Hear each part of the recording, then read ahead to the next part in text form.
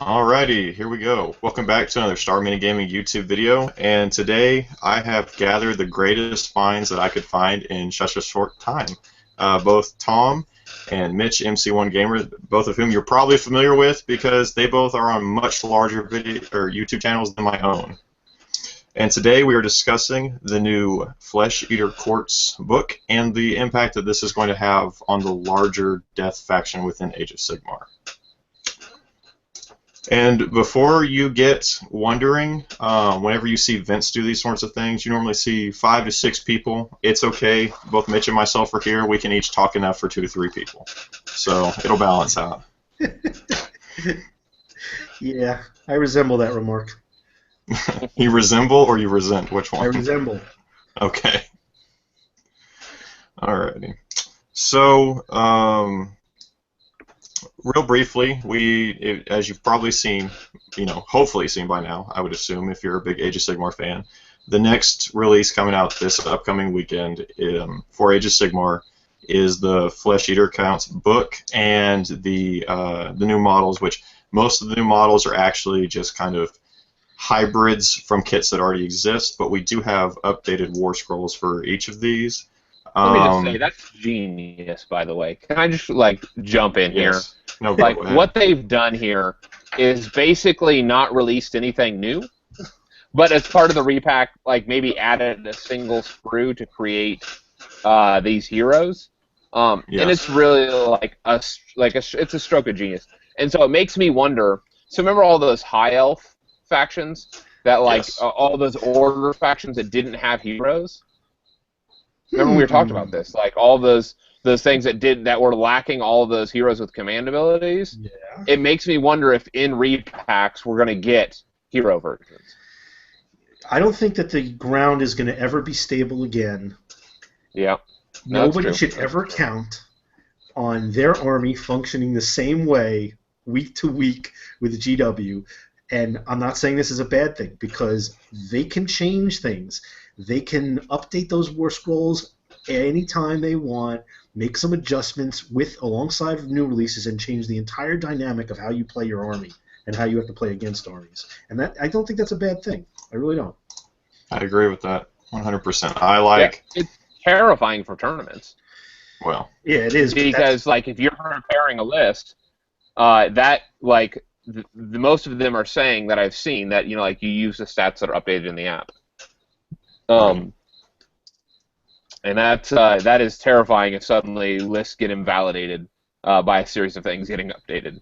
Maybe we should tell our viewers, if they don't know, if they haven't been watching what's going on, exactly what we mean by all this. The kits have the kits that are currently existing, the Crypt Horror Vargeist kits, obviously the Zombie Dragon Terrorgeist kits, now have more versatility. There are more options that you can build within the existing kit that's already out on the shelf. You can build instead of building the Vargeist with the hairy back and the pointy ears and the wings, and the Crypt Horrors, or the big oozing guys with the bones sticking out of them. You can instead put the pointy-eared guy, the head, on the Crypt Horror, and the wings on the Crypt Horror, and now you have a completely different unit. And a hero option for each of these different variants now, and the synergies. It's just genius. It's just genius.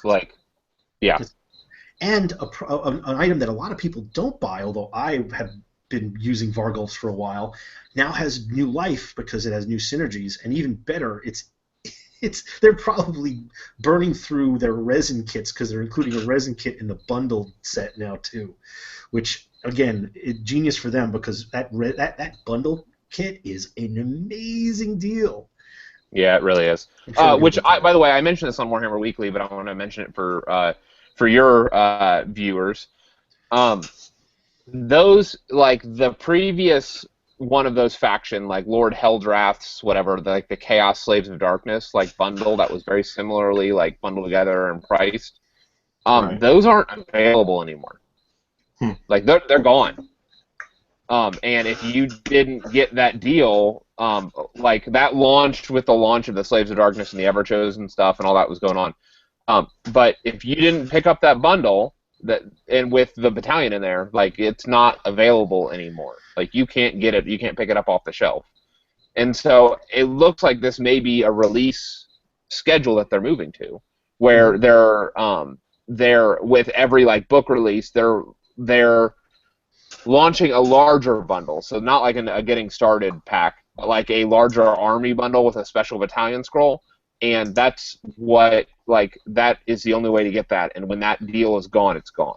Now, let's go back. Let's talk about something real quick. Yeah. Remember back in the early days of the rumors of what was supposed to be coming out before we knew it was even Age of Sigmar, it was just 9th edition. Yep. And all those rumors that a lot of people have said are not true. Like, I know that even you and Vince have said, oh, most of the rumors were not true. They didn't really come to fruition. They weren't. They were. Because this was one of those rumors that things would be coming. One of the rumors that stopped being told for a while, but was one of the early rumors, was that release schedules would be more in a collectible sense. That things would be out for a limited time, and then they would go away. And this rumor turns out to be true in some respects. As they said, yes, they said limited release. Right. Now the question is, like, so these bundles are limited release, but the models themselves are not limited release. Right. And we were told that the models themselves are going to be like magic cards. Right. And that models themselves are going to phase out and rotate out. And that is simply not true. That was not the rumor. That was what people took from the rumor. But to be fair, that's exactly much of a stretch. They're already doing that with 40K.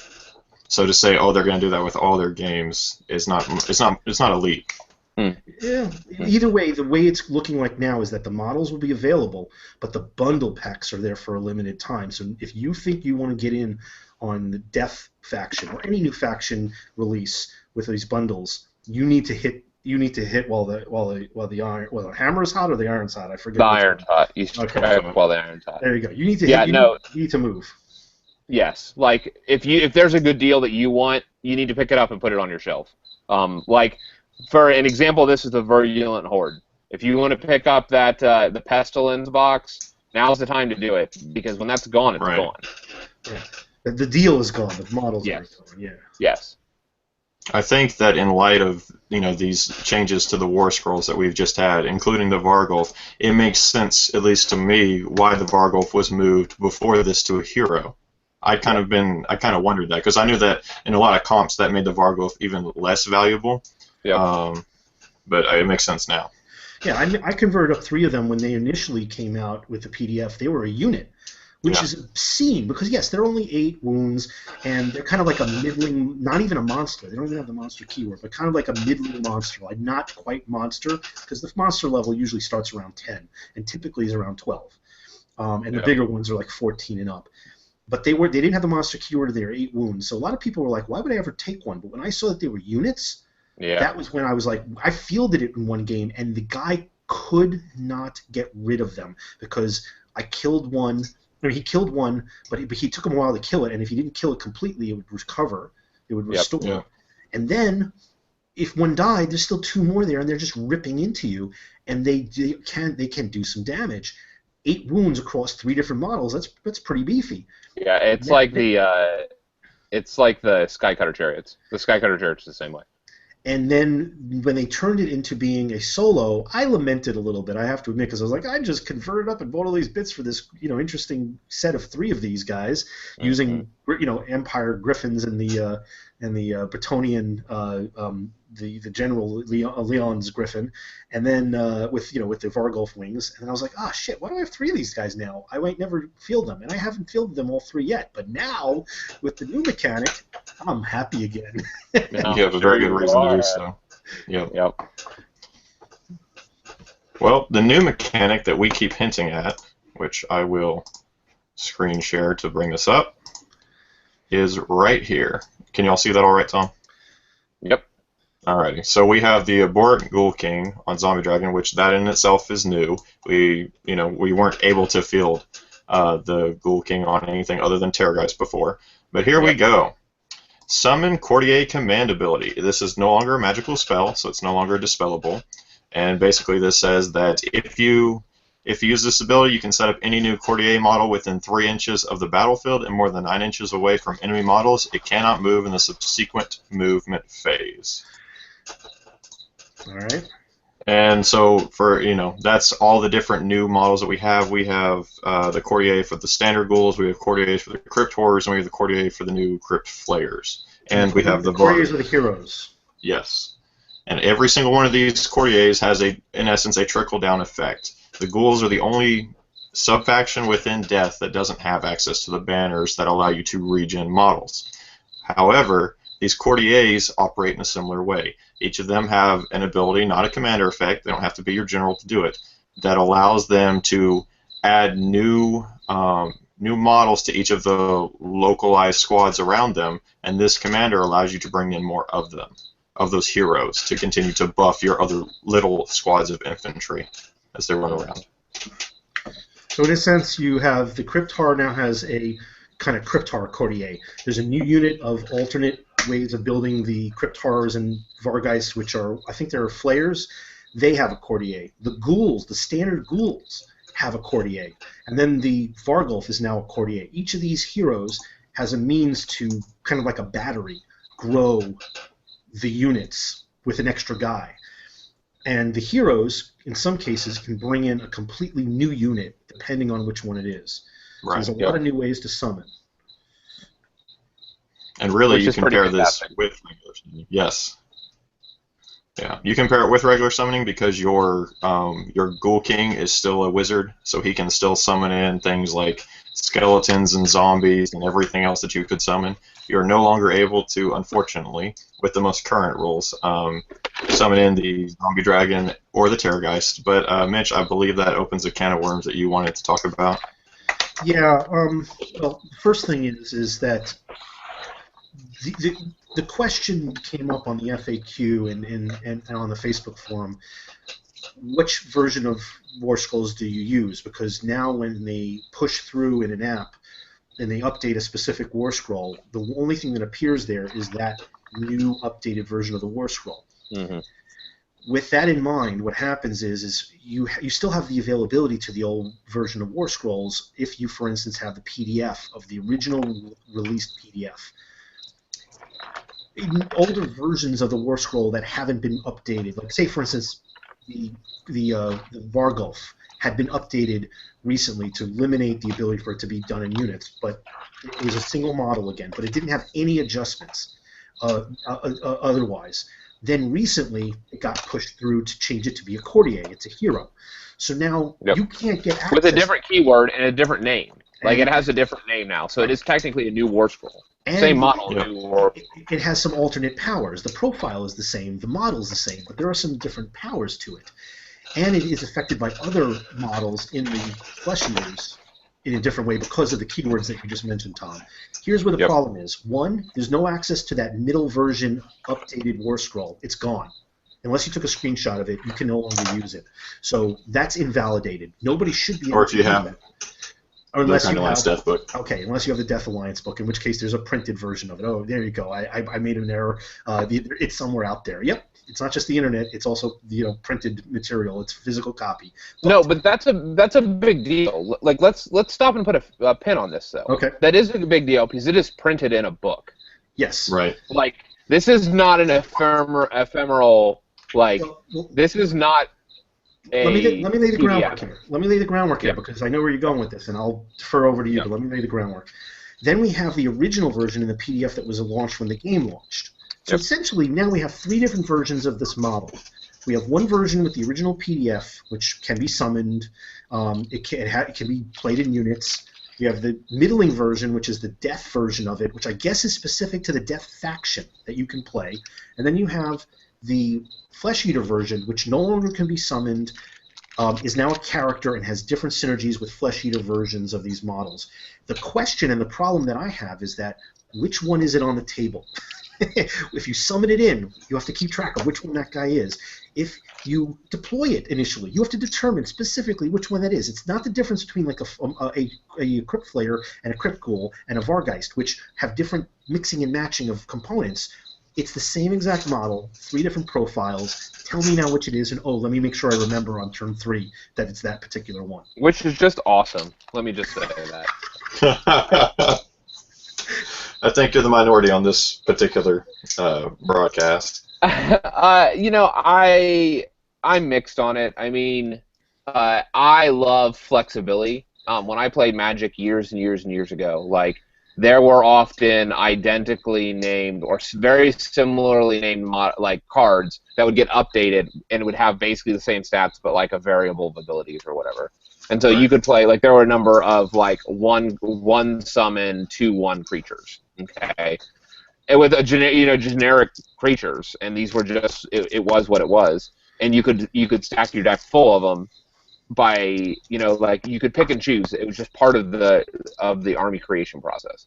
I don't see a problem with they're just all of these things being out in the wild, and when you show up to a tournament or whatever, you bring a binder of whatever you are playing on the table, like, and you identify it, and it needs to be marked somehow, just like battalions, like what units are in battalions. Those need to be marked, especially if you have duplicates. Right. You just need to find a way to do that, and right. It's a pain in the ass, is what it is. It is absolutely a pain, but here's the deal: it needs to be done.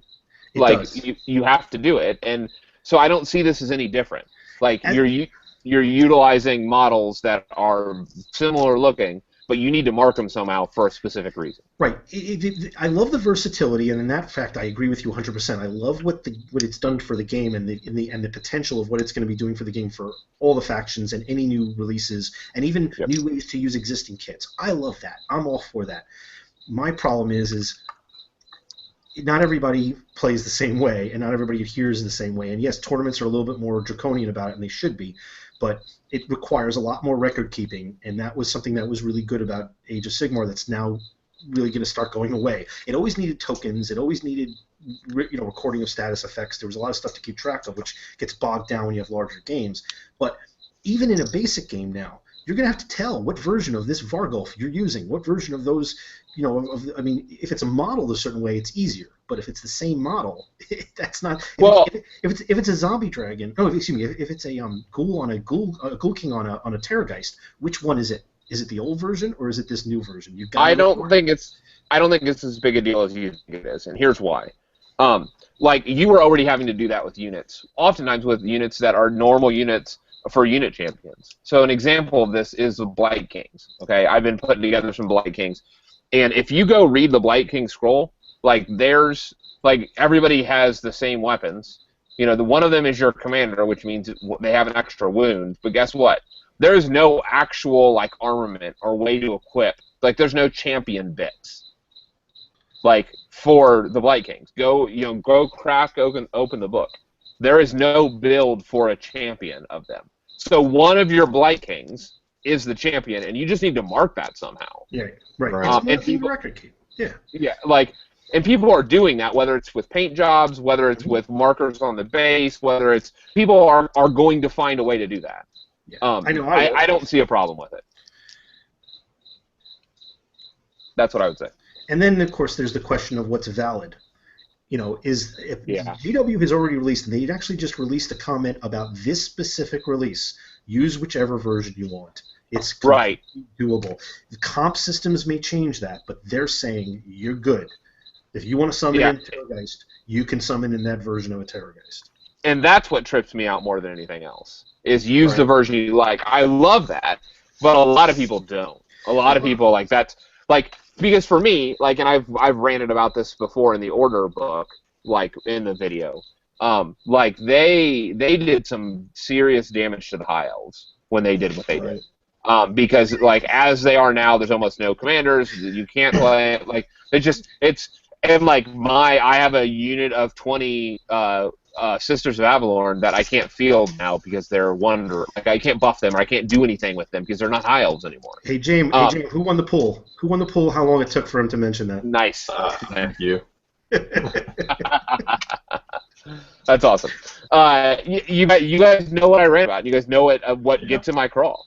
And so I mean, what I would say is that I think that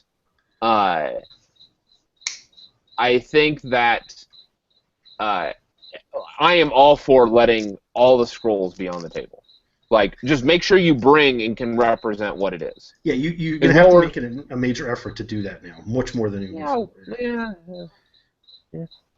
I think the biggest thing for me will be having to get out of my own way. Like, I don't like the new Terrorgeist rules anywhere near as much. I think it's a far, far weaker model, and the fact that you can no longer summon it is a huge deal, because in this time between whenever we update any other armies that can summon, if you take me against the Seraphon, for example, they can still summon in their big bad Carnosaurs, and suddenly, if I'm playing with the most current rules, which, is just my mental shackles that I'll place on myself, I no longer have the ability to do that. And, so, like, I'll have to get my own way. You do, just not with this sub-faction. You can have other elements of your faction. You could have a Terrorgeist of this faction and a Terrorgeist of the base version on the table at the same time. You could start off with that. And you could have your Ghoul King summon in the old version Terrorgeist if you want to, too. Yeah, it's true. It's totally true. I'm just saying I'll have to get past the mental block of it not being, this is the newest War Scroll, this is the one I use. No, what I'm worried about is the criers and whiners and complainers who every time something new happens, especially if it's not in a army that or faction or a list that they play, suddenly throw up their arms and say, "Oh, it's not fun," or this is broken, or it's too powerful. You gotta, and then the next thing that happens is people want to comp it. Or they just they don't try to figure out how to attack it and how to deal with it. This is powerful. It gives more dimension to the Flesh Eater courts. Not that it gives a dimension necessarily to the death factions that you've been playing. This is a new way to play a new faction in conjunction with your death models. But if you want, it doesn't work real well with everything else. Like, Death previously just needed the Death keyword, and, like, everything was synergistic. This is really insular. Like, this really buffs itself. Less so, but not completely. The Necromancer still can use Van Hal's Dance on all these guys. They still all have the Mordant keyword. There's some crossover, but there's less, because to bring on more of these, you have to have the Ghoul King. You have to have units within this sub faction. Yep. Right, but you could have as a subgroup to your Death army some Death Eater ghouls and a Death Eater ghoul cordier, ghoul cordier, whatever it's called, and just have that, and those guys can battery themselves, and a Ghoul King from this, and just battery themselves, and have that be one element of the game, and then have your other thing be various different elements of the Death faction. The problem that I have is that I think that with this new thing, anytime there's something new, people freak out about it. Summoning in general is already a freak out fest. Now you can unbind this. What are the limitations? You can add to existing units with no proximity limitations. You can bring in units in some respects on board edges, not your board edge, any board edge. And all those things provide added tactical abilities to achieve objectives, to take out enemies. How do you? But that also keeps them off the battle. Like, that keeps them out of the fight when they're coming on the. Like, one of the differences is they're coming on the edges of the battlefield, not in the middle. And so, like, one of the advantages of summoning is, like, you can summon onto objectives and things like that. Right. If there aren't enemy and you can stop it with area denial. You have cluster units that prevent you from summoning there. But this thing, it doesn't have those limitations. It has within 9 inches. No. It does. No. It does. New units. You're missing. Right. What about the ones that add on to existing units? Oh, well, yes. They're growing abilities. So you have a unit of Crypt Horrors, and this adds another 1 or 2 Crypt Horrors onto that unit. It replaces lost casualties or grows beyond the starting point of that Crypt Horror unit. Now that Crypt Horror unit that may have been 3 is now 5. And there's no proximity limit at all. They could be in combat, and you just grew 2 more friggin' Crypt Horrors. You chucked 6 dice. I mean, but they still have to be within 10 inches. No. Oh, they have to be of the point of the guy who does it. Buffing. Of the hero. Yeah, the hero has to be near the battle. Oh, that's not near a problem. that unit. That's not a problem. Well, I mean, usually these aren't high wound models. You got to remember, these are not high wound heroes. Yeah, they go from 5 to 6 or 5 to 8 or something. Yeah, like they're going to implode as soon as they enter combat. Like, they have a 4-up save, but they don't have real defenses. Okay, well here's an example. What about the Crypt Ghoul hero, the Crypt Ghoul Cordier? What's that called? Right. Is that a haunter? That's Crypt. That's the. He's 5 ranks. He is. I just had him open. I did too. The Ghast. It's the Ghast, right? Right. Yes, the Ghast. Thank you. Let's take. He's 5 wounds. Let's take 2 of them. Let's take 3 of them and put them into a unit of 30 ghouls. All right. No, the Ghast is 4 wounds. Okay, even better. All right, because that's going to be an impact. Yeah, you kill one, there's 2 or 3 others. His special ability is if he kills somebody, right? He has to kill somebody, so you're going to activate that son of a bitch first, right? And you have 2 or 3 of them. All you need to have is one of those guys kill an enemy model, and it incurs I don't know what the right word is. It imbues the Crypt Ghouls with these extra abilities. Okay. +1 attack for the rest of the phase, but again, this guy is like. Maybe. I mean, again, he's 4 wounds, 5 up save. He is not like he is. That's not really too much of a problem. Well, even if you only bring 1, Mitch, even if you only own 1, it's not a deal. It's not a big deal because you run it in there with your troops and it dies. Who cares? You have your leader of your army, your Ghoul King brings him right back with his ability. The issue is not 9 inches, 3 inches from any corner of the table. Like, how many rounds would it be before he's back into the fight? Sure, true. There is limitations. We're not saying it's invincible, but it's possible. And there is something here to be strategy in how you build this and where you position them to try to mitigate this. It's not going to be impossible to defeat these guys. How do you defeat them? Just like you defeat anything that summons. You kill the quarterback. You sack the quarterback. You shoot, you spell, and you charge these motherfuckers until they're dead. And that's how you defeat them. But it's a challenge. It's going to draw your attention away from other things. It's a mechanic you cannot ignore because then shit's just going to grow on the table. Not by virtue of summoning, whether you can bind or unbind a summoning spell if you're in range. But in this case, it just friggin' happens. You need to kill these guys. These hero guys, you must die fast. Yeah, I like the fact that we have different levels of battery here, basically, right? Like. With the old death stuff, we don't really have a way to summon a unit that can further summon. In this, we do. It's not the same. These are buffing, building up, basically giving male enhancement pills, right, to these other units, and they're growing. But but we have these sub batteries of summoning, and we didn't have that before. So I'm looking forward to that aspect because, sure, if you kill my Ghoul King, you've crippled my Flesh Eater Court's army, but I still have these lesser guys that are still a big threat to your army. Yeah, again, I will say this: to me, where the rubber is going to meet the road on this is the fact that your quarterback, so to say, not only are summoning with their command ability, but they're also magicians, so they still get all the death spells. Right. Yeah. They're all death wizards that are going to be thrown around summons, true summons. Right. I hope we see more and again, of this. even if they're not pulling, and this is what I'm going to push on, even if you're not allowing duplicate scrolls, they can still summon zombies. Yep. Yeah. Hordes of zombies. They can't do a lot of buffing, but guess what? That's a whole lot of bodies to throw in the way. And there's 2 summoning mechanics now that you can put onto the table between the ghouls and whatever else new you want to bring in. So yeah, there's plenty of that. Look, there's the same ways you're going to defeat these guys, the same way you defeated them before. It's just now you're going to have to pay attention to them. Really. I do think that these guys provide a nice counter to enemy summoners because, I'm going to plug my own channel here because we're on my own channel. I'm going to continue to do, especially with these new rules, my Tactica series on how to counter aspects of the game and how to fully benefit from aspects of the game. And I have a video where I talked about how to counter summoning because so many people were like, summoning's too powerful, I don't know how to deal with it. And I'm like, summoning's really not complicated. You just have to understand the concept of it. And with these guys and this Ghoul King's ability to summon summoners to a lesser degree, and we're going to be able to basically place these death units on enemy flanks and behind their lines, and all of a sudden, you as the opponent can no longer set your summoning unit back at the back and just engage me in a battery war. Now I can hit you from the flanks while I continue to press you from in front. Yep. I like that aspect a lot. You're speaking my language. Figure out how, before you comp it, before you whine about it, figure out how to defeat it. And you may be surprised. There's ways to do it in the game. Yeah.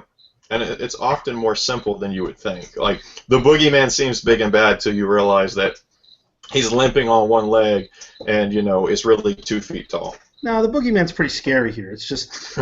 I have to admit, the boogeyman is pretty scary, but No, I mean, there are weaknesses. It's not they're not invincible. yes, there's nothing that a good hell cannon's not going to deal with. Right, there you go. I mean, so, we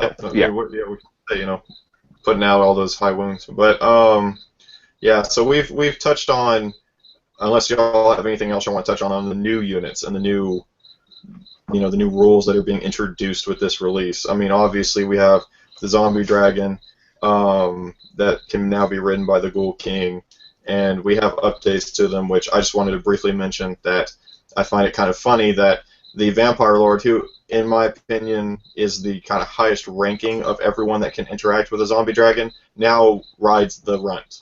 All the other ones have been buffed to where the regular zombie dragons now have more attacks of their own, except for the one that the Vampire Lord rides. His still has less attacks than the other two. Can I point out that the aberrant Ghoul King is himself a vampire?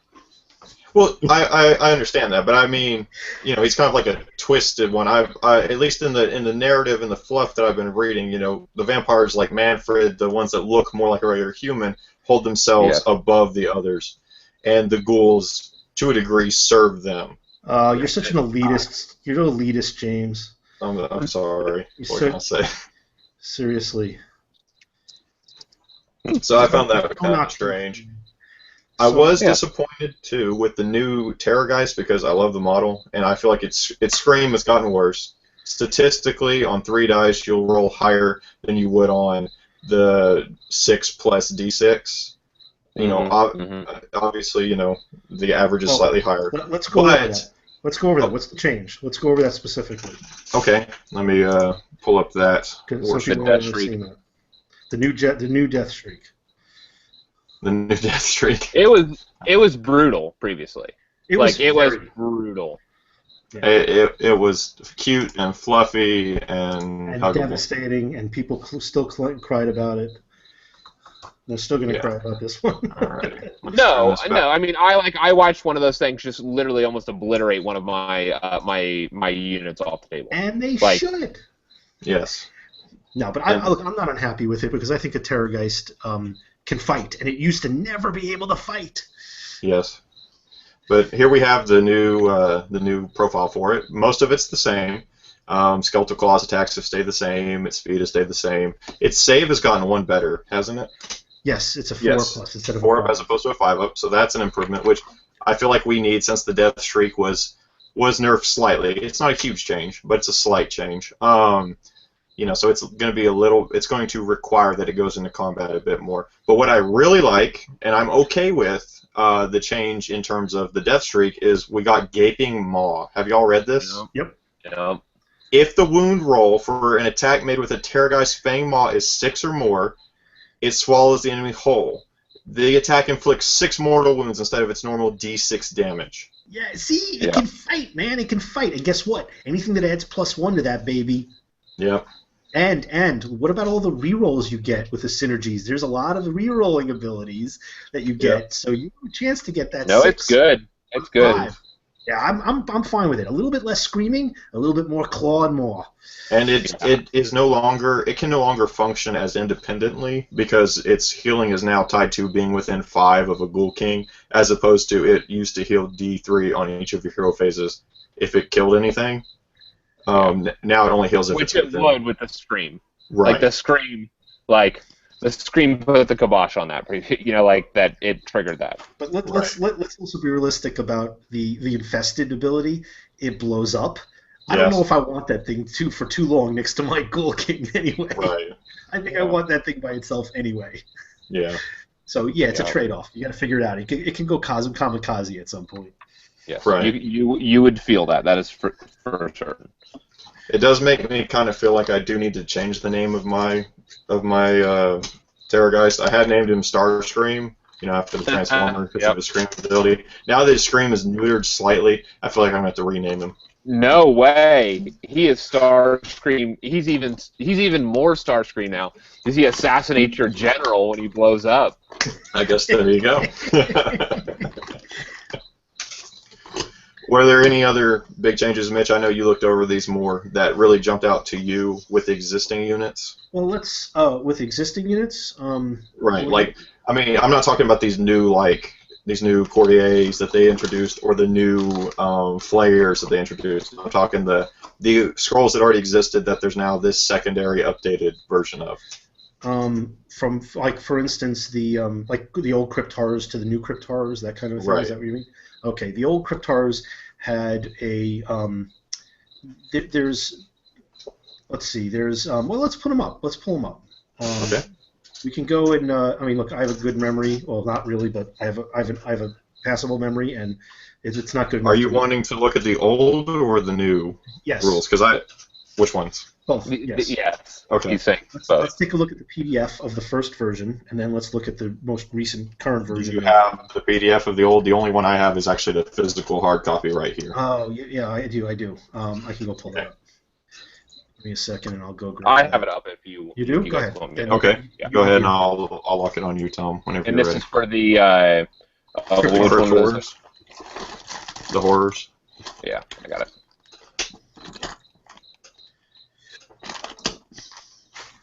All right. All right. Once you got that up, let's go read that, and we'll go over it.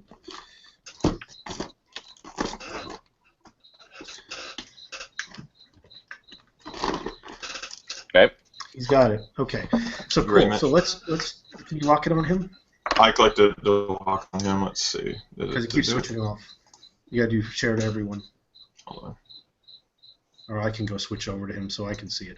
All right, so let's talk about this. They have a freakish metabolism. Models in this unit heal 1 wound. We're going to get to that, I'm sure. That's an argument there, right? I'm sure. Yeah. Okay, you can reroll failed hit rolls if the Crypt Horror is within 15 inches of a Strigoi Ghoul King. Okay, let's remember that one. Yep. The fact that you can summon it. All right, so that's gone. We know that they can't summon. Ravenous Flesh Eaters. Each time you make a wound roll of a 6, the Crypt Horror can inflict 3 damage instead of 2. I know that they're still 4 wounds. I don't know if they're still 5 up saves. I think they are. We have a 3 attacks, 4 up, 3 up, and no rend, and a 2. Okay, so let's go over to the new version of Crypt Horrors. All right, I have that one. Alrighty. Let's go ahead. And we'll go switch over if we need to, just in case my wonderful memory falls apart again. Alrighty, I've got it here. Okay, so let's go take a look. So now we're looking at a 3 up, 4 up. Before it was 3 attacks, 4 up, 3 up, no rend, 2 damage. Okay, so now what it has is it doesn't have that accelerant. We still have the ability. If you make an attack wound roll of 6, 3 damage instead of 2. So we still have that. We have this Noble Blood, which is essentially the same thing. They recover 1 wound with similar wording. Yep. And then it only has this thing here, this chosen thing. So you can reroll failed hits, which is not bad. If you're within 15 inches, which is not bad at all, within 15 inches of an aberrant Ghoul King. Otherwise, it's pretty much the same. We actually had that same ability in the Death Faction rulebook. Yeah, I like that it's failed to hit rolls. That's pretty damn good. Yeah. All right, so what did they lose? What did they lose to what did they gain? They lost summoning, clearly. Yep. Okay, so but there's another way you can summon them. It's just not. Oh, the same. and they gained a +1 inch movement between this and the Death Faction book. Okay, so they're 7-inch move now. All right. Yeah, but like again, I would rather have the true summoning. I think. Yes. Because I don't know. Nagash put 6 of these guys on the table. Right. Yeah, but then Nagash can put 6 of the old guys on the table instead. If these guys can be summoned in several different ways, and they can be summoned. Each different type of unit can be summoned. Okay, and the reason why that's important is because different units are gonna because they don't share all the same keywords. Like this guy, even if you summon the old guy, you still need a true Strigoi. Yes. Well, not if you run the one from the Death Faction rulebook. It does say an abhorrent. Does it really? It says the Death Faction rulebook has the current Ghoul King in it. Even better. Interesting. I didn't know that. I thought. And he has a summoning. He has a summoning on there too, like the true summoning. Yeah, he has they have the true summoning ability. This is, they're basically in the middle here. Like we have we have 3 versions of these guys too. Yes. But it gives you so many different options and so many different synergies now. That's hysterical. Yeah, again, it's like Magic. Like it's different sets with just a couple variant abilities and stuff like that. They pulled First Strike and gave you banding. No, I mean, so it's a different. Like again, I like the multi-scrolls. That's where I'm at. I'm not saying that I don't like it. I'm just saying that it's going to be a little confusing to keep track of. But the new synergies are incredible. They really give you so much more added dimension on how you want to play this army, and we're going to discover that. How you want to play Death. We're going to discover that on the table. We can theory hammer all we want, but when it comes down to putting it on the table, that's when you get to see these things work. And I'm looking forward to it because I'm starting a slow grow league this Saturday, and I was going to bring my dwarves, which is why I'm working on them. But I think I'm just going to bring, because I have plenty of it, I think I'm going to bring Flesh Eaters, man. We're going to start with 3 different units and slow grow from there. And one of them will be either one of the zombie dragon Ghoul King, I think, and a unit of Crypt Ghouls, and a unit of Crypt Horrors, and a cordier or 2, and then we'll see how that goes. I mean, I'll be honest. I love the flavor of these guys. Like they're just interesting. Like they're the rebel death faction. Are they? Why are they the rebel death faction? Like because Nagash is looking for the aberrant Ghoul King. Like Nagash really? has it out for him. Oh yeah. But does he have it out for him? I didn't read all of it real carefully. I thought it was more that he was like a lost child almost that Nagash was looking for. No. Okay. Like because these people, this kingdom is like it is because it's been cursed. I'm pretty sure that like that's the setup. Is that like this was the result of them being disobedient to Nagash, I believe. Okay. Really? That makes sense. I'm pretty sure. Yeah. I mean, in the novels, we have an entire desert that's made of the blood of Nagash's enemies that he just killed them and obliterated them in an instant. So this would fit with that same narrative. Yeah, like I would like you can viewers obviously double check me on this. But I'm pretty sure that these guys are the rebels, and Nagash is hunting for the king. Like he wants the king's head. Nice. That's unfortunate because they're not part of the home team anymore. If that's the case. Well, no, but what it does? It makes it interesting because now there are factions within Death that are not aligned. Right. Mm-hmm. And we had that to a degree, I mean, because, we have Manfred being Manfred in the story, and he's running around doing his own thing, and Nagash is like, come back, you little pansy, I'm going to put a whooping on you, and he's gone off crying, and he's like, just you wait till I grow up one day, I'll show you. So could we be seeing one or combinations of the following in fluff-wise? I know we're getting into the fluff, and not everybody comes to the show to listen to the fluff. They want strategy, and deal some with people. Yeah, deal with it. But let's talk about the fluff for a second. You're on my channel. I talk fluff all the time. I love it. Good. Then you're in the right place. All right. So let's say, could we be seeing in this story Manfred teaming up with his new lord, this new Ghoul King lord, to take on Nagash?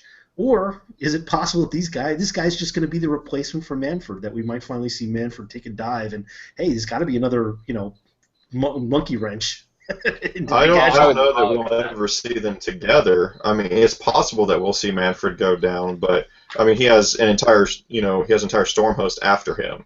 That's basically where the audio dramas that GW's been putting out, all 6 of them that have come out so far, all have Manfred as a central character in it. And now, because he betrayed the Stormcast in the first set of 4, the remaining Stormcast of that storm host that are not currently imprisoned by Nagash are seeking him to bring him in chains before Sigmar. So we could see that happen. You're never going to have a chase if you're not going to have somebody basically eventually one day get caught. I just don't see that in the story. If he's going to be chased by everybody, I think he's eventually going to get caught. This is Games Workshop. They can delay stuff indefinitely. That's true. It's true. How long was the end times coming? Like, how long were we on the eve of the end times? 10 years? Very long time. Yeah. It was 6th edition. And And really, how long has, you take 40K, for example, as well, how long has that basically been a deadlock? For years and years and years and years in the narrative. Like, sure, there's small little victories here and there, but the greater overarching conflict is a deadlock. Yep. That's what they love. All right. I'll concede. But I'm I not will saying say it's a this. bad idea. I hope it happens. No, like we're not going to lose Manfred. Like I'm just going to dispel that right He now. doesn't have to be lost. I'm just saying I would like to see a time where he's basically imprisoned, plotting his escape, and this other guy becomes more of that Manfred-esque role. Yeah, I can see that. I could. Yeah, I was just going to say, like, the reality is that like we have Manfred in a Mortar kit. Like he's not going anywhere. Like that kit's going to be around for a while. It's a good and kit. really, we still have rules for 3 different Manfred models. Yep. Yeah. Yep. Foot, horseback, and on his flying circus. That being said, the one version of the kit that I have not built yet is Manfred. Yeah, like I would never build that kit. So I had 3 of those boxes. I don't know if I've told this story before. Like I had gotten a huge lot of death stuff. I had 3 of those boxes. So like I was sitting on 3 Mortars. And I was like, you know what? Never build Manfred. And so I sold one of them. I was like, nope, not happening. This my is plan obviously... is... Go ahead. Good. I was going to say, my plan is... Hashtag not my mortar. I'm sorry. Yeah, not my mortar. No, this was back, obviously, before AOS. But still, like, I still feel the same way. Like, I also have a Tomb King's, like, themed Death Army, so...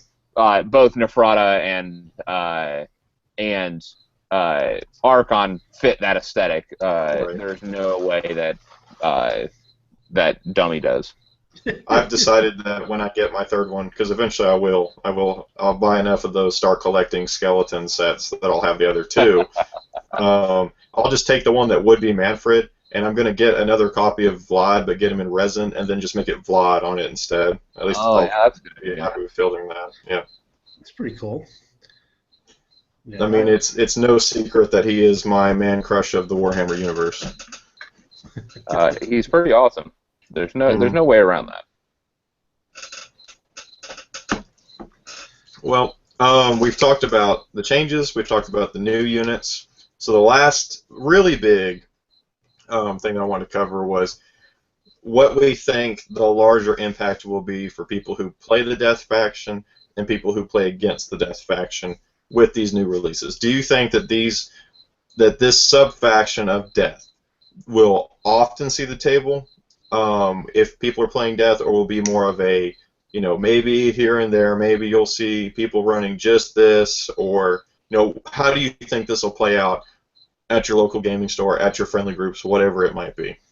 Well, we haven't touched upon how incredible the bundle deal is if you haven't gotten into Death and you're thinking of it, and this is something that even sparks remotely some interest to dive in and have this be the new faction or an added element to your existing Death faction. You're crazy not to go and take a look at it. The deal is, I forget what it is in dollars. I think it's 180. Okay. It's 180, but the reality is that you can if you get it at any of the discount stores, like it gets down to like 150 something, and so you're saving like $130 off of retail for some ridiculous amount. Right. It's an amazing savings that we haven't seen proportionate to what you're getting in the box. We've seen. We've seen a couple. We've seen a couple savings like this. I would say, I mean, this is the biggest one. This is obviously a larger total that you're spending, but wouldn't you say that obviously it's a larger scale, but this is similar to the Start Collecting box sets in that the percentage of savings that you're getting. That's what I'm saying. Like the Start Collecting, like some of them were better deal than this one. Clearly, but the Start Collecting, if you bought 2 Start Collecting boxes, that's what I think this is kind of like. Right. That's what I'm pushing back against, because this is almost as good as like the Seraphon 50% off. Like the Seraphon box is a 50% discount. This is not a 50% discount. It's close. It's approaching 50, but it's not 50. The Seraphon is the best one of them. Clearly, yes. Yeah. But even so, for a big, if you want to plop down the money for one faction in one shot, this is an amazing deal. You get Like, I will say this, like the Virulent Horde is also a really good deal. It is an equivalent like box sale. Fairly All close of to these are fairly close to the Virulent Horde. Not quite as good as the Seraphon Get Started, but incredibly well. This is going to be the title. I'm going to put this on a shirt, and I'm going to send it to you, Tom.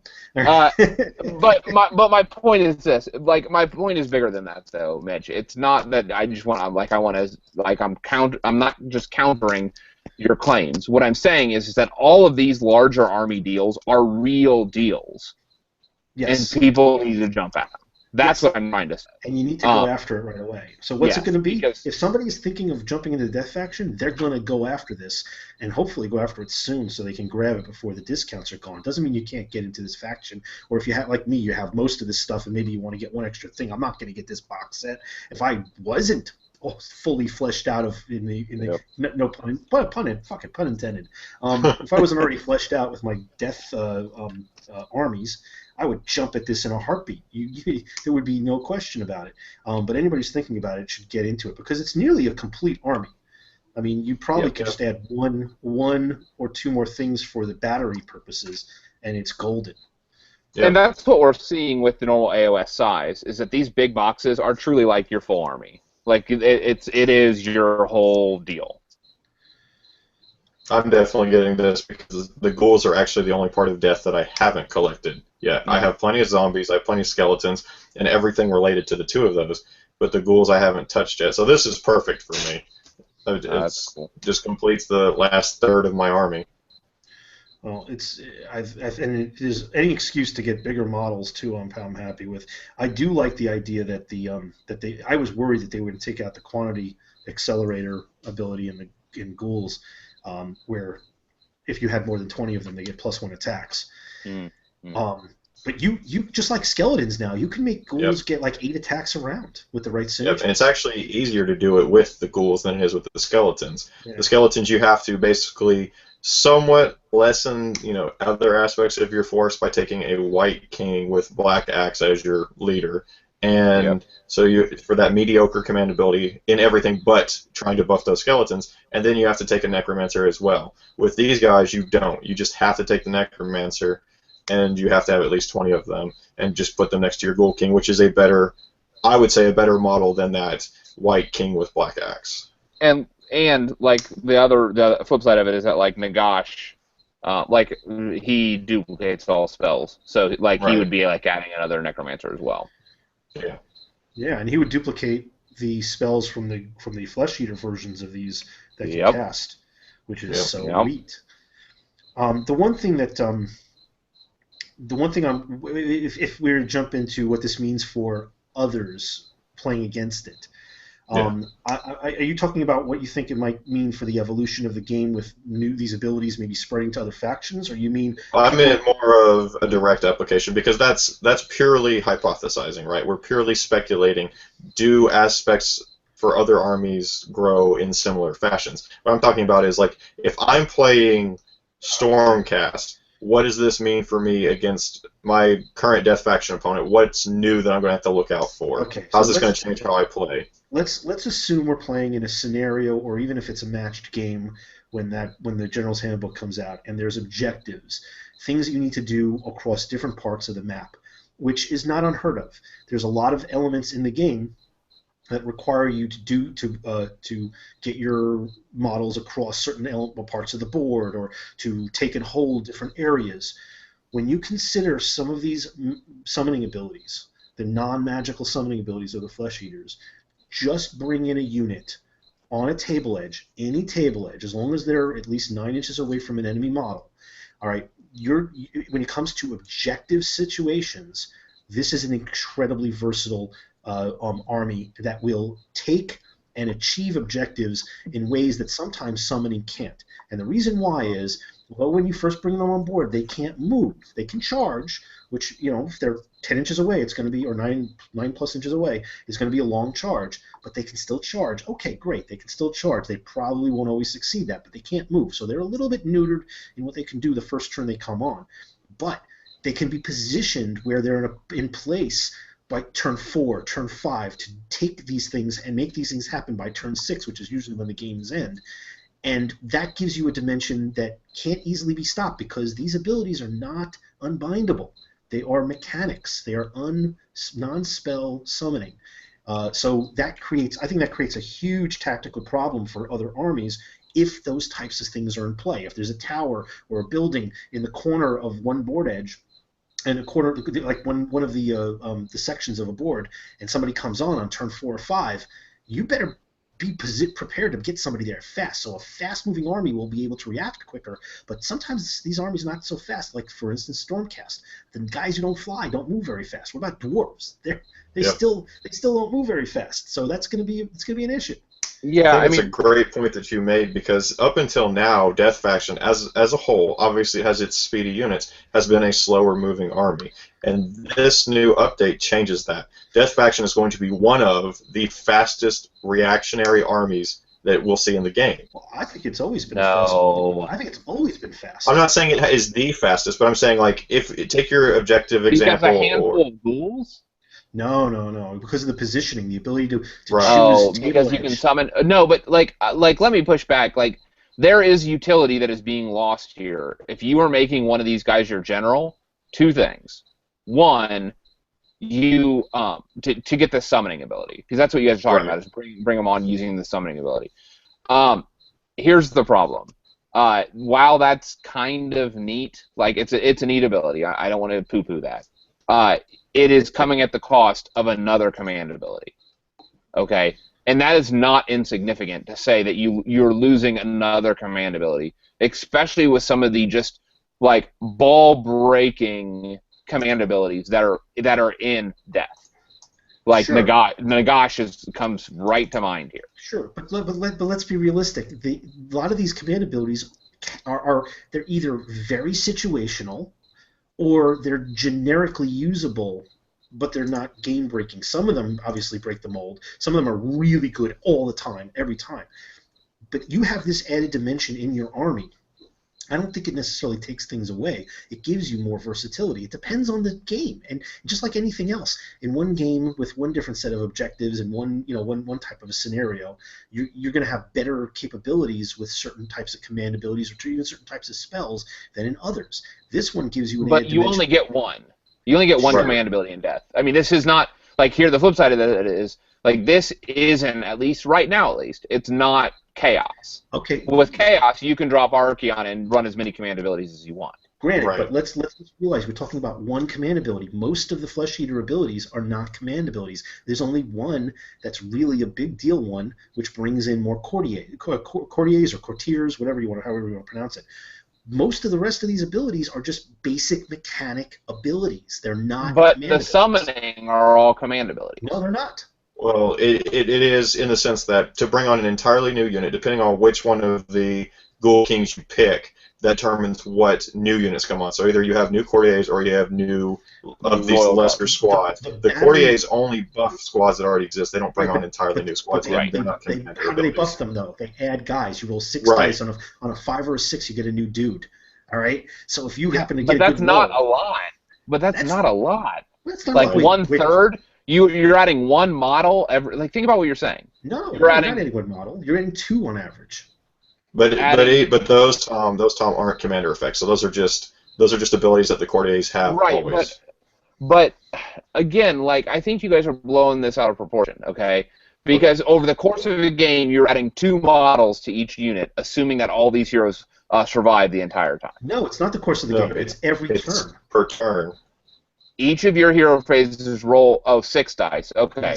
Yes. Every one of these guys, every phase rolls 6 dice and gets to grow units. But I wasn't even necessarily referring to that aspect. I was saying, like, let's say that you know that you're going to be playing a game that has objectives, or you're playing against an army that has summoners or whatever. If you take your king and you take the right one to where his commander ability allows you to bring new units on any table edge, then suddenly you have the ability to react very quickly. Whereas other than things like Hex Rays or your Terrorgeist or your Mortis Engine, your regular basic troops didn't have the ability to move quickly before. I don't agree with that. Yeah. I don't agree with that. There are mechanics in the War Scrolls that allow you to take an extra 4-inch move in the hero phase for both skeletons, for That's if you take the battalion. True, but I'm saying that they're there. There's Right. there's a battalion where you can completely reposition spirit hosts and hex wraiths to where your mortis engine is. There are methods. There are methods. There are methods within the death faction that are as speedy, and if not speedier than any of the other elements in the game. I disagree that they're slow. They've never been slow. They are slow in their basic profile, but there are abilities that work with them that completely make them on par with any of the fastest units in the game. But I will say this: like there were already like fast deployment options available to death with summoning, like just with raw summoning. Sure. And like so, an example of this is like if you're running Arkan as your general, he can buff the range of all death casters by 6 inches, which means that like you can summon fell bats out to like 24 inches or something. Yeah. Just some like insane summon range. Which that's a large amount of the field when you have a flying summoner. True. I agree. Yeah. So there was already like strong range deployment from death. Like so I don't want to overstate how this is going to change the meta. It is, and let's look at it from a diverse standpoint. We're talking mostly in just flesh eaters or the rest of the undead, okay? With the summoning spell mechanic versus the non-spell mechanic. Why just one or the other? Why not mix? Well, I certainly will. You have the added dimension. But what I'm saying is some of the strongest things of like the command ability to summon, like bring models on the table, you have to sacrifice Arkan's 6-inch summoning for Why? that. Take Arkan as your general. Like it's Take one Arkan as your general. Fuck bringing in a courtier, new courtiers. Have your courtiers be the character supplements that are going to battery your flesh eater units, and have Arkan be your general if that's the spell enhancements you want, and you have a problem that your opponent has to solve with the ghouls, while Arkan still can do what Arkan normally does. It doesn't have to be your general. Yeah, no, it's true. It's an option. It's just an option, but you don't have to have. Look, it's not like you can't have your cake and eat it too. You might not be able to have as big of a piece of the cake, but you can have your cake. Sure. So I guess then here's a question for you then, because that just made me think of something, Mitch, that I hadn't thought of before. And my job here is done. With first time for everything. With the abilities, the GW says that we can field whichever version of the War Scroll that we want. I wanted to double check with the courtiers. Is there a way then that we can run the courtiers with the older version? Like if we summoned in a unit of Crypt Horrors and we brought the Crypt Horror courtier, could we buff that summoned Crypt Horror unit? That's what I guess I'm trying to figure out, because if so, that has a potential to be, quite powerful beyond just what we were already saying. No, I'm not saying it's game breaking. I'm not saying it's something that everyone needs to go and cry about. Let's pull one up. Okay, here we go. Yeah, we'll pull one of the courtiers up, and I'm not the Vargulf one. Let's pull one of the other ones up. Alrighty, I've got one right here. Here we go. All right, so we have the Crypt Haunter, which is the Crypt Horror courtier. Okay. So it says, in each of your hero phases, roll a d6 for each 5 or more, add 1 model to a unit of Crypt Horrors from your army within 10 inches. Yeah. You can distribute... Yeah, so I guess you can. You can use this with your old version Crypt Horrors in addition to the new version Crypt Horrors. Right. Bam! Wabam! So that's pretty powerful, because then you can bring, for example, especially if you're playing any kind of points-based comp and not necessarily at a tournament, to where... it's going to say you can't mix and match these things. But if you're just playing points only of any kind of comp, or when the new points come out, then you can bring these courtiers without even having to pay the points for these horrors or whatever, and then just summon them onto the table, the older versions of them. You'll pay points. You know why? Because a lot of the summoners will already pay. Comps have put in summoning pools that will limit what you can do, and all they need to do is expand upon that and say all these batteries have to come from your summoning pool, which I can't stand. But hey, that's That's how they try to balance out for competitive purposes the summoning. They neuter summoning, so it changes. Well, they have to because summoning is crazy. It is like unchecked for that kind of A stuff. whole other conversation about that. It is when you're the only one who has it, but everybody has it except for if you go faction specific. If you're only playing within your faction, everybody's got it except for Destruction right now. Destruction can't summon anything, but they don't really need it. All right? That's not true. That's not true. They don't need it. The new Forge world, the monstrous beast here, I think they can summon elementals. Really? Let me verify that, but I'm pretty sure that that's the case. All right.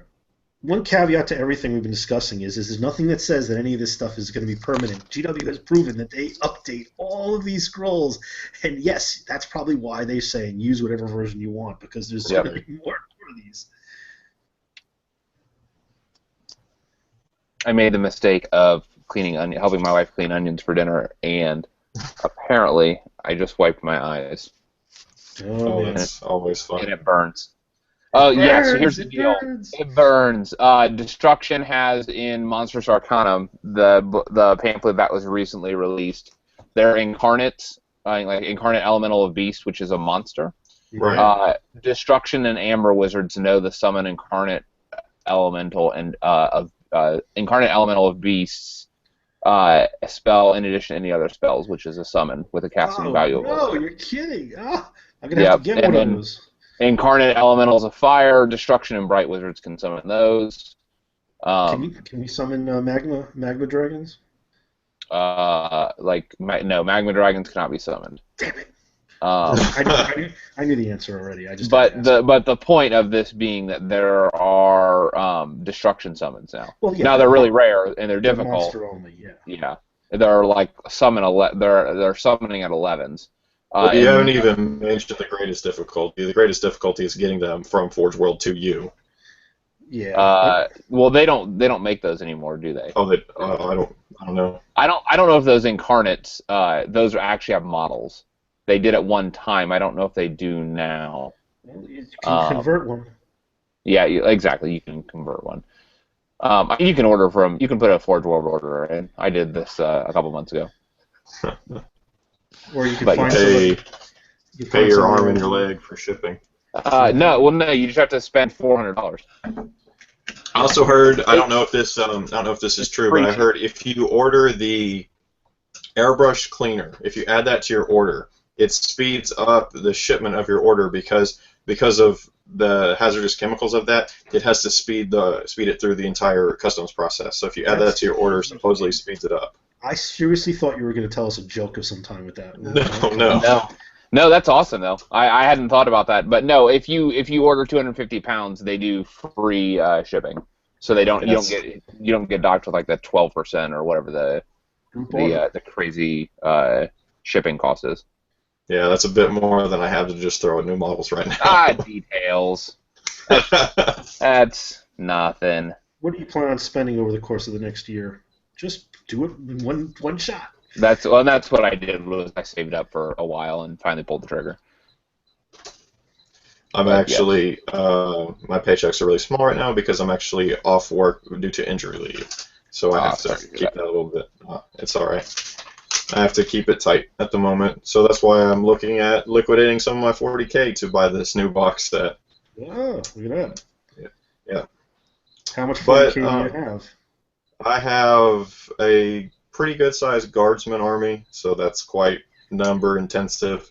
I have all of the AdMech stuff that they released, including the Night Titan that's designed to go with the AdMech, and then I've got a decent-sized Space Marine force.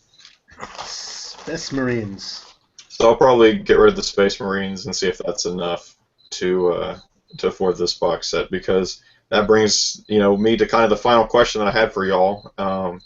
Do we like the changes that this brings to the Death faction? Now, I mean, obviously it gives us variety, and sure we can like the variety, but the actual changes themselves, do we like how this is evolving the Death faction? And for myself, the answer is absolutely. I I'm always a fan of more ways to play, but these specific changes, I enjoy them because they're going to give me more tactical options on the battlefield. Depending on what scenario I'm playing, then that will these new commanders and new commander effects are going to make me actually take a little bit more time to say which of these best suits the mission. And I'm a firm believer in I'm a student of Sun Tzu. I've read The Art of War several times, and I'm a firm believer in that philosophy. So this is right up my road. I would say for myself, I love buffer units. I've talked about this before. Like, I love units that augment other units, and so actually, this is right in my wheelhouse of my play style of synergy and forcing decisions on my opponents, and things like that. And so man, it's real hard for me to not pick up this box. Like, it's real difficult. You don't have like 50s on goals already? I don't. Again, you got to remember, all of my stuff was, all of my undead was Two Kings conversion stuff. Yeah. Like everything. So even if I got these guys, I may do like a dried out kingdom, like a dried like a desert based ghoul, not like a bloody moist ghoul. That'd be pretty cool. Yeah, but again, that's way down the list. So I'm starting, I think, a small chaos force right now. So death would have to come after I do my chaos stuff. It usually does.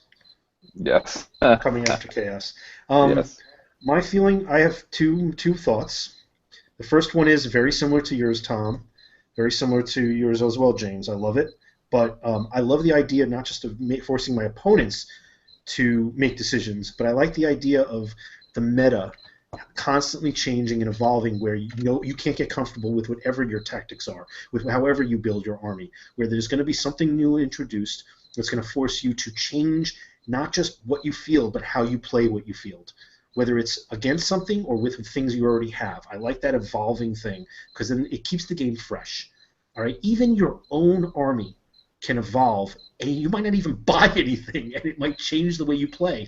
And even if it doesn't affect you personally, what is on the other side of the table could force you to make different decisions and up your game. You have to think more. Anything that makes you or your opponent think and have to think more rather than just the default way of playing. One of the things I couldn't stand is that near the tail end of 8th, I saw a lot of the people that had been around from the very beginning of 8th they would dial it in. They just rolled dice. It was the same method, the same armies, there was maybe minor tweaks. A lot of this stuff was automatic. And here we have a system where things can evolve on the fly. GW can throw us a curve, and it can really change the game week to week. That's the first thing. Second thing is... can I jump in real quick? And I want to piggyback on that actual point that you just made. Sure. But I also want to recognize and call out to those viewers, this is not necessarily a good thing for some people. Because, no, I mean, the reality is that, some people like stability, and they don't want to think that their collection could be invalidated because suddenly their general that they purchased and spent $60 on no longer buffs their infantry. That's a real issue, especially if you are wanting to paint everything. For me, whatever, I have the models. I have the ability to adjust my collection on the fly with very little cost. Not everybody has that, and so for those that are on limited budgets, this is going to be a problem. It's an excellent point. So point. would you say that this is reversing GW's basic attempt to lower the barrier of entry and actually raising it again? No. To a degree, I'm not saying entirely. I would say that it is. This is going to have a detrimental effect. This is going to be most severe on those people who have lower income. Who aren't able to invest in the hobby regularly. They want to get their force and just be able to play their handful of units.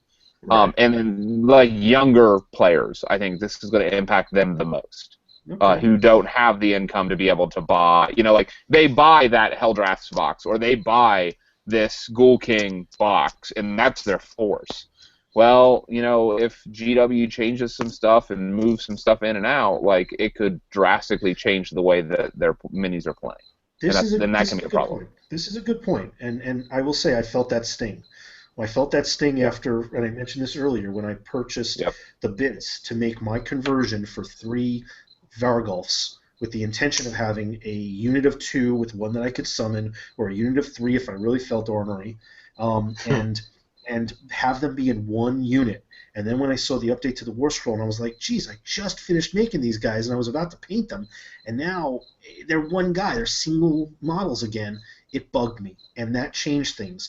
Now, I went and I spent the time and the money and the effort to source for these bits and these models, and all of a sudden, the way I was going to use them changed. But and I can totally see people getting upset by that. There's always going to be something that somebody's going to be affected negatively. I don't think it's ever going to be a 100% positive. But I think the flip side of that is knowing that, and I mentioned this in my video, you should be ready and prepared. We're on unsteady ground now. Week to week, month to month, quarter to quarter, changes you should expect. That your army is going to have to be played in a different way. Things are going to change. I think it may level off at some point. I think we may see a more comfortable scenario over time where this doesn't happen quite as much. But I do think that you should be totally careful that the way you're playing your army is going to be the way it's always going to be played. There's going to be some changes and updates. What the positive to that is just like before, we don't have to wait 2 years or 3 years or 5 years for an army book update. It's just a War Scroll push, a change to a War Scroll that gives us added dimension. Right. It feels like a whole new army.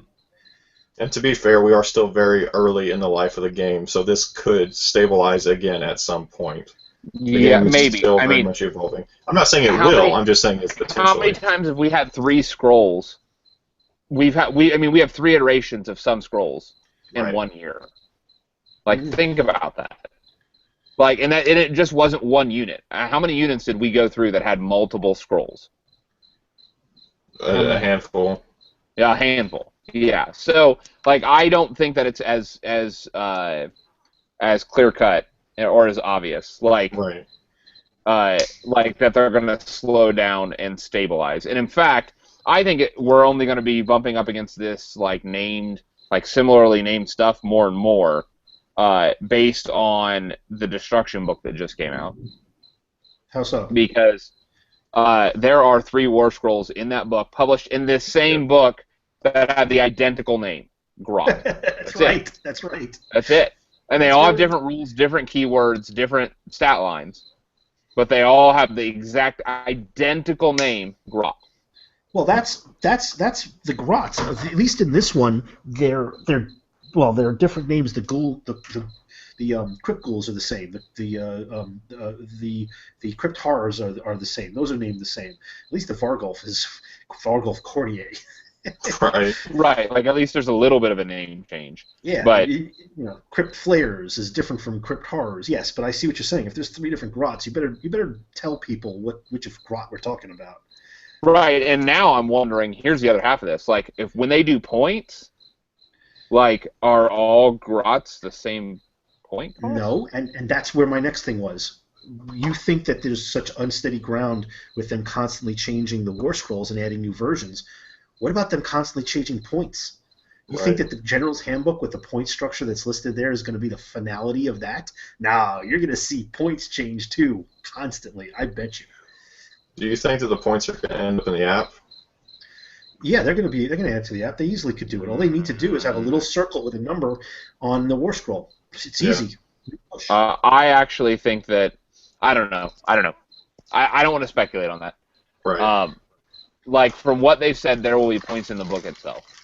Like that is what I'm going to acknowledge. That much I know. Yeah. I can't see why they would not put the points in the War Scrolls on the apps because they want you to buy the General's Handbook. But you're going to have to buy it anyway. I mean, you're going to have. Here's the thing: you're going to need to buy it anyway for a variety of other reasons. Not having points in the app is not going to make you not want to buy the General's Handbook.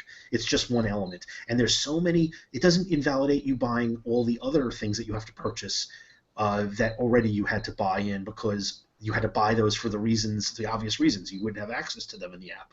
It does not invalidate it in any way. There's no reason why they wouldn't put points on it. Now, that being said, they still might not do it, but I think so. Fair enough. I think Fair we'll enough. just have to wait and see. Yeah. Doesn't matter either way. But if you're building units on the fly, or if you're building your model for your army list for an event, if you're using the app and it doesn't have points, what the fuck's the point of having the app? That takes the main point of using the app and throws it out the window, and they want you to use that app. They do. They do. We'll see. That's what I'll say. We'll see. Yeah. Well, unless you two had anything else that you wanted to say, we can wrap it up here. Do y'all have anything else? Hey. Nope. Thanks Okay. for doing this and inviting us. Well, thank you both so much for joining me on my first ever live stream. I think it went pretty well. Is this your first ever, really? Yeah, I tried to do the last Pain-episode that we actually had, but my computer went down and crashed, and so Vince had to take over. You popped a cherry. Yeah. Aww. Well, thanks for having us for your Seriously. for your first time. Yeah, thanks again for joining. For everyone who's tuned in, thank you for tuning in. It means a lot, honestly. That's what keeps me motivated and keeps me wanting to do things like this. But from all of us here, especially myself at Star Mini Gaming, until next time, this is James and Tom and Mitch, and happy gaming.